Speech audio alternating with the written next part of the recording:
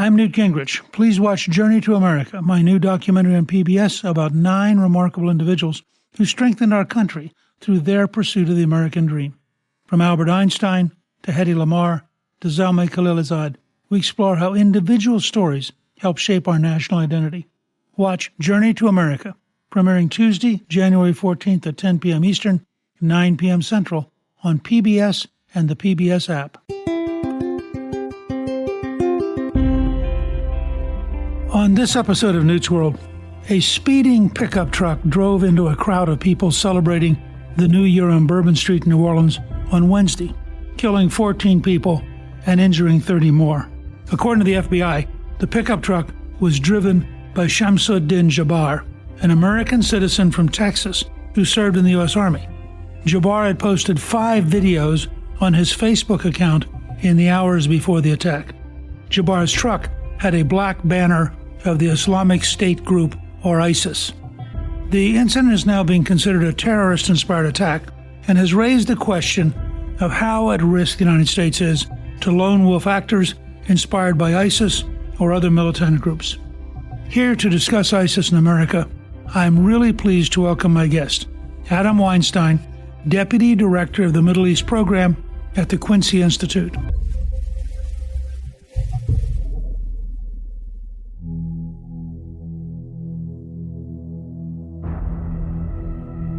Adam, welcome, and thank you for joining me again on Newt's World. Thanks for having me back. I'm curious, people suddenly are startled by what happened in New Orleans on New Year's Day, and they're looking a lot more at potential links to ISIS. Can you walk us through both what happened and how this incident stands out in the context of domestic terrorism?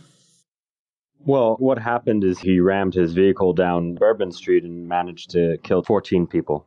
I'm not an ISIS expert per se in terms of their tactics, but that's been a favorite tactic of ISIS attackers. You saw that in Germany, especially at the height of the caliphate. They would use trucks to ram through Christmas markets in Germany. That was one of their favorite tactics. It wasn't a very sophisticated attack, but then again, typically ISIS attacks aren't that sophisticated. In fact, that's one of their advantages, which is that the terminology that's sometimes used is a very short flash to bang time, in that you recruit an individual, you come up with some sort of rudimentary plot that will quickly kill civilians, and it's not that difficult to pull off. And there's a very short lead time before when the individual is recruited and they actually carry out the attack. And it's an attack that, not too many things can go wrong with it. It's pretty simple. You drive a vehicle through a crowded area and you are going to kill people.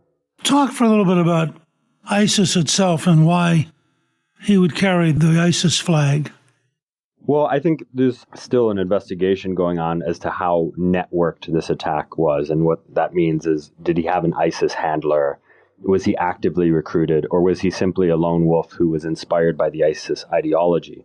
In ISIS's most recent publication, they didn't even mention the attack as far as I know, although they might mention it in the next publication. They have various publications that they release routinely, and they'll take credit for certain attacks.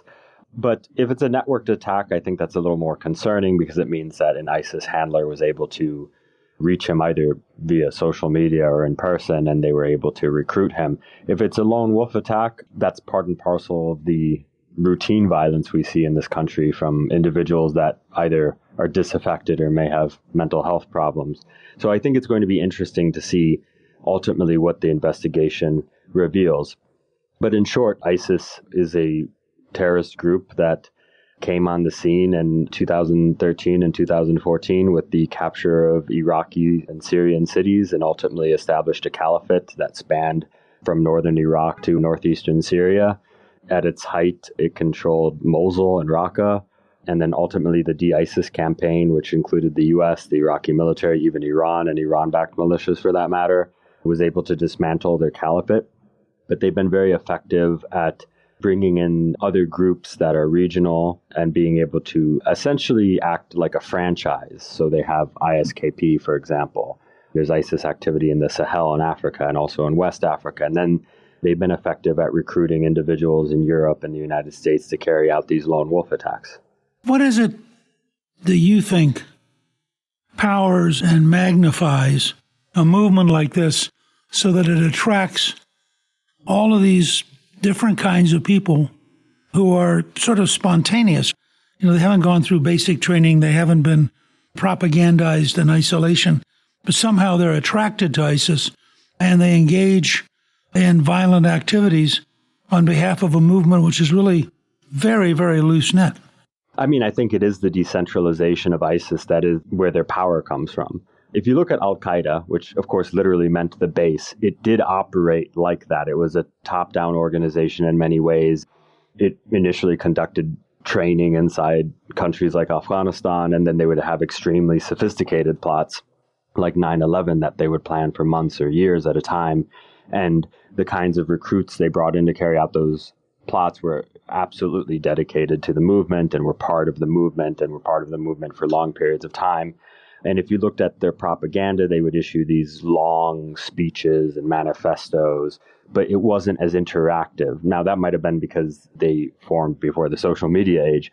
If you look at ISIS, they're much better at social media. They are much better at approaching individuals online and engaging with them on apps like Telegram and WhatsApp. And they were able to lure thousands of Europeans to Syria to fight, or in the case of women, sometimes to be the wives of ISIS fighters.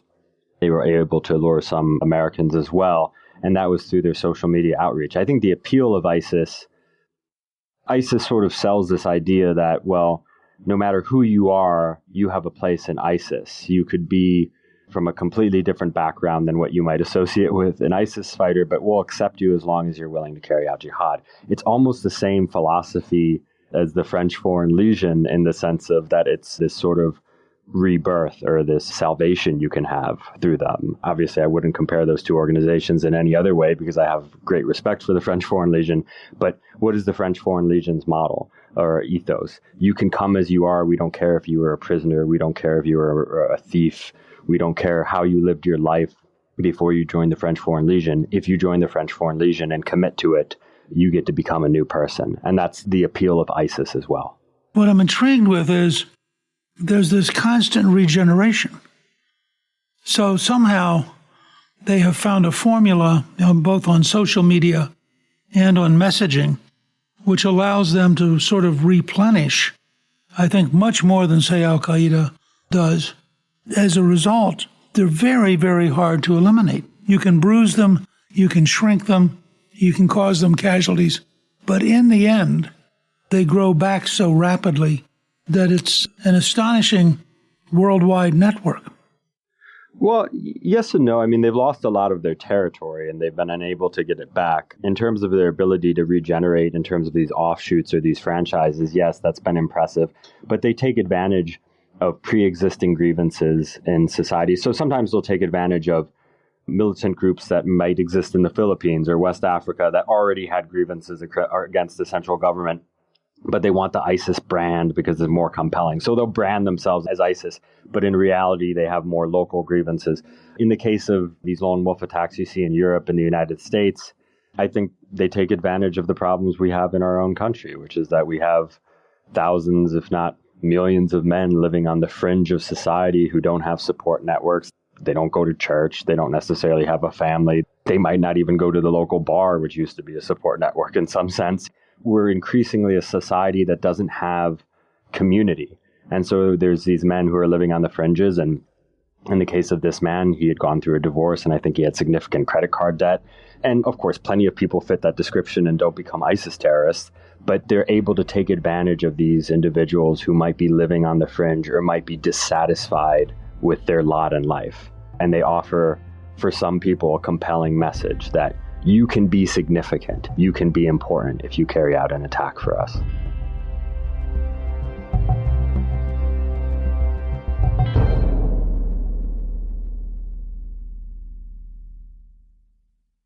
I'm Newt Gingrich. Please watch Journey to America, my new documentary on PBS about 9 remarkable individuals who strengthened our country through their pursuit of the American dream. From Albert Einstein to Hedy Lamarr to Zalmay Khalilzad, we explore how individual stories help shape our national identity. Watch Journey to America, premiering Tuesday, January 14th at 10 p.m. Eastern, 9 p.m. Central on PBS and the PBS app.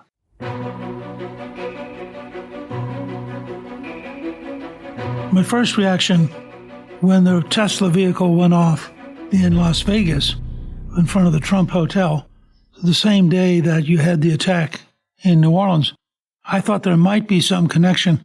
I'm beginning to believe that, in fact, they're radically different, that the New Orleans attack was somebody who really did see themselves in the context of ISIS versus the West. Whereas I get the sense that Matthew Allen Levelsberger, who's the master sergeant who killed himself and blew up the vehicle, really was probably more of a personal case of somebody who simply despaired of life and decided to go out in a pretty impressive way, but was not actually linked to any kind of ISIS relationship. Do you have any feel for that? Yeah, I think your assessment is spot on. I think they're different cases, and a lot of these similarities are coincidences. The media, as usual, is being quite sensationalistic about this, trying to make the case like, oh, they both went to Fort Bragg. Well, if civilians knew how big Fort Bragg was, it's like saying that two people in the span of their lifetime both lived in New York City at one point. It means nothing. I don't think that's very relevant. It might be a reflection on the mental health crisis that exists in the U.S. military and among veterans. Of course, he was active duty on leave, but I think there is a real health crisis that exists in the U.S. military, and I say that as a veteran. And I don't think it should be stigmatized. I don't think we should jump to conclusions and say that, PTSD is causing U.S. military personnel and vets to go become terrorists. I think that's a very simplistic narrative. But there is a mental health crisis. There is a strain. A lot of it's not even related to combat. Some of it's just related to the family dynamics that occur, the high rates of divorce, the being away from your family, even if it's just for training and not a combat deployment. And some individuals join the military with pre-existing mental health issues. And the military offers a societally acceptable explanation for why they have these issues. But in fact, those issues might not even be linked to the military. They might be pre-existing. And so I think it is something that both military leaders and Congress probably has to take more seriously. And the American public. I mean, the gap between the American public and the veteran community and those actively serving is massive.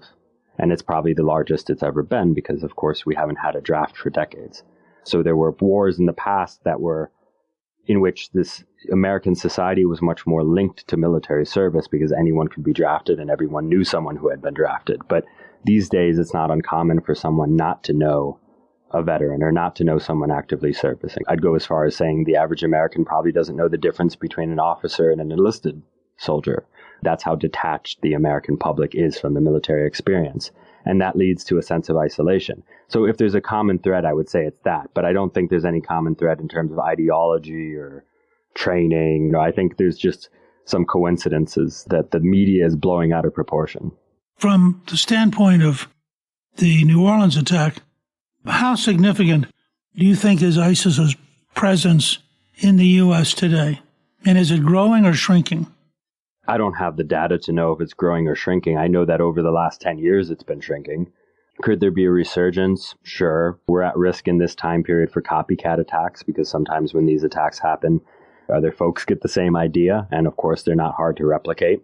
I don't have the data to know if it's growing or shrinking. Again, I'd say that they're exploiting problems that exist in the society writ large. If you get killed by someone in the United States, it's probably not going to be an ISIS attack. It's probably just going to be random violence that we see all the time. I mean, I live in New York City. New York City is filled with random violence. So is the rest of the country. And we continue to have mass shootings and school shootings. And most of them are not ISIS. I think ISIS is able to exploit some of these underlying problems that already exist in our country. Do you think this was probably a random lone wolf incident in New Orleans rather than a recruited and sort of organized incident? From what I've heard so far, there was a networked component to it. So there might have been some recruitment. But then again, I'm not law enforcement. So I know about as much as you know insofar as that. That's why that's going to be so significant.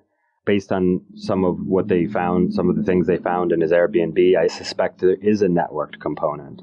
But we have to remember that even if it's networked, it doesn't have to be that sophisticated. It could be as simple as some sort of ISIS recruiter who reached out to this individual online and sort of suggested they do something like this. It's not.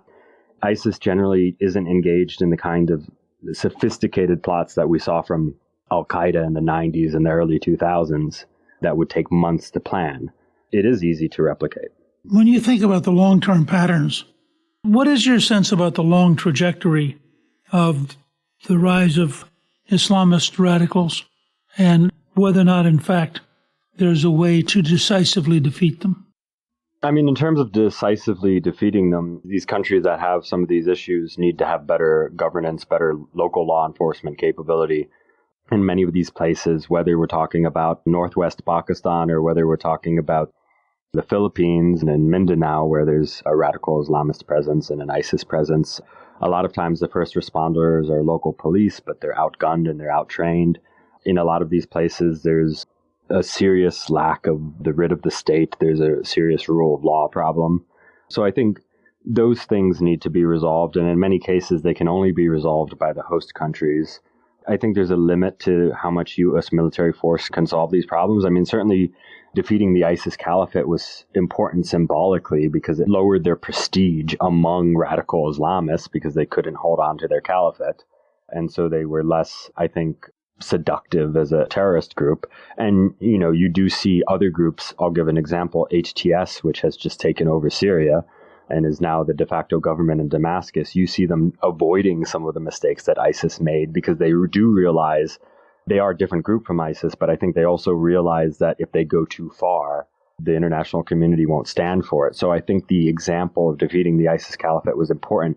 But beyond that, there's not a total military solution for radical Islamist groups or any kind of radical armed movement, even if we're talking about right-wing groups, because they're able to carry out these lone wolf attacks, these low-cost attacks. It just doesn't cost them that much. I mean, again, it takes one individual can ram a vehicle down Bourbon Street and they can make a serious dent in the feeling of safety among New Orleans residents, and they can make a serious dent in the tourism economy just by that one simple act. It doesn't cost them as much as it costs local government and the federal government, which has to spend millions of dollars in trying to intercept these attacks. Well, they can do it for a few $100 and a car rental. And so they have that advantage. And it's very difficult to tackle that. I mean, what I'd say, though, is that beyond the CT angle and beyond trying to disrupt these plots from a law enforcement angle, we do have a mental health crisis in this country. We do have men who are living on the fringes of society, and those things probably need to be addressed. And that would probably reduce violence overall. As I said earlier, most random or organized violence in this country is not ISIS violence.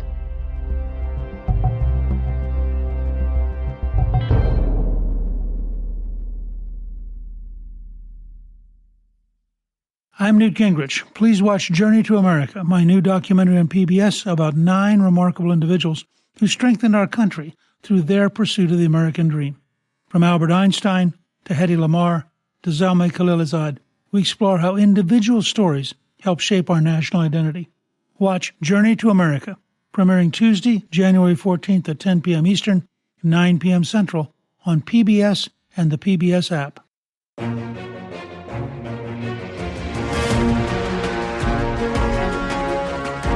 Share with our listeners what the Quincy Institute does. Well, the Quincy Institute is a Washington, D.C. based think tank, although we have some folks outside of D.C. We're a restraint think tank. And what that means is that we believe in a U.S. foreign policy that is more focused on diplomacy than military intervention. That doesn't mean we don't value the military. That doesn't mean we don't think there are some situations where military force is necessary or can act as a deterrent or can help with a negotiation. But we think that over the last 2 decades, U.S. foreign policy has leaned far too heavily on military intervention, and it's had disastrous consequences. Look at what happened in Afghanistan. Look at what happened in Iraq. Look at all the veterans who have been left behind. Look at this investment, trillions of dollars in the global war on terror, and what do we really have to show for it? And so from that, a group of individuals came together from different backgrounds, some from academia, some from the U.S. military who were former officers, and some who were journalists, and formed a think tank that essentially said, we're going to question this. The status quo isn't working. We need to find a way to solve our problems in the world that doesn't cost billions of dollars and thousands of American lives. In your judgment, does that also mean you have to have smaller goals and less of a desire to radically reshape the planet? Well, I think this idea of having American primacy is flawed in some ways. I don't think we can remake entire regions and countries in our image or necessarily bring them to heel through military intervention. And if you think about what inspires the world about the United States, it's not our ability to invade countries like Iraq. It's the fact that we have a democracy that we can criticize it all we want, but it still works. At the end of the day, in this last election, plenty of people had predictions, but nobody knew for sure who was going to win the presidency. And that's the sign of a healthy democracy. It's our innovation and technology and our popular culture. I mean, we're the most exported popular culture in the world. It's our advancements in science. That's what inspires the world. And I think over the last 20 years, we've invested far too much in costly wars abroad and not enough in what truly makes America great and quality of life at home. And even from a military perspective, I think we've, at the cost of enhancing our conventional military capability and our ability to deter peers like China, we've actually wasted a bunch of time chasing around militant groups in the mountains of Afghanistan, which really didn't make all that much sense. Well, when you think about it, you take the total cost of the Iraq campaigns and the total cost of the 22-year failed campaign in Afghanistan, that amount of money spent on developing new technologies and developing new capabilities, we would be probably 15 years ahead of where we are right now. No, for sure. I've traveled all around the world, as I'm sure you have. I speak to people all the time, and people still admire the United States. They often get this wistful look in their eye, and they want to come to the United States, or they ask how they could either visit or immigrate to the United States, and they praise the United States. Nobody has ever said, I really admire the way the United States got bogged down in Afghanistan and Iraq for 20 years. They've never said that. Again, they talk about our culture, they talk about our democracy, they talk about our technological advances. That's what people admire about the United States, and that's the real source of American power. People who want to have a better sense of the kind of bold thinking that you're doing at the Quincy Institute can go to quincyinstitute.org and learn what you're up to. Yeah, I appreciate that shout out. Thank you. I want to thank you for joining me and helping us better understand what we're up against. I really think the work you're doing is important, and I frankly think that the critique of our strategies and bureaucracies of the last 30 years is long overdue, and I'm hoping that the new administration is going to follow a dramatically more positive approach than what we've seen, and one which makes sure we're strong, but nonetheless emphasizes our non-military strengths more than our military strengths. So, Adam, I really appreciate your taking the time to talk with us. Thanks as always for having me, and I share your hope that the new administration and President Trump leans on his instincts for deal-making and anti-interventionism rather than repeating the mistakes of the past. So I have high hopes as well. Thank you to my guest, Adam Weinstein. You can learn more about ISIS in America on our show page at newtsworld.com. Newt's World is produced by Gingrich 360 and iHeartMedia. Our executive producer is Garnsey Sloan. Our researcher is Rachel Peterson. The artwork for the show was created by Steve Pendley. Special thanks to the team at Gingrich 360. If you've been enjoying Newt's World, I hope you'll go to Apple Podcast and both rate us with 5 stars and give us a review so others can learn what it's all about.